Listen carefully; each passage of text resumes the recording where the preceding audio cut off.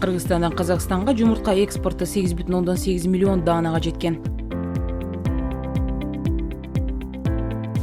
Айыл чарба министрлигинин маалыматы боюнча, былтыркы жылдын ушул мезгилине салыштырмалуу жумуртка соодасында олуттуу өзгөрүүлөр бар.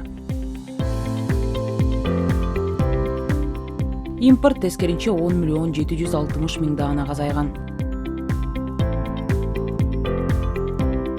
Бүгүнкү күндө республиканын аймагына коңшу мамлекеттердин тооктун жумурткасын алып келүү катталган эмес.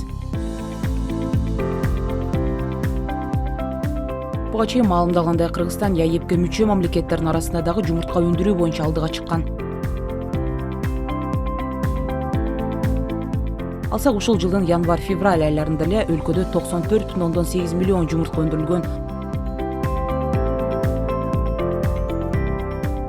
Бул мурдагы жылдын ушул мезгилине салыштыра келгенде 5,2% көп көрсөткүч.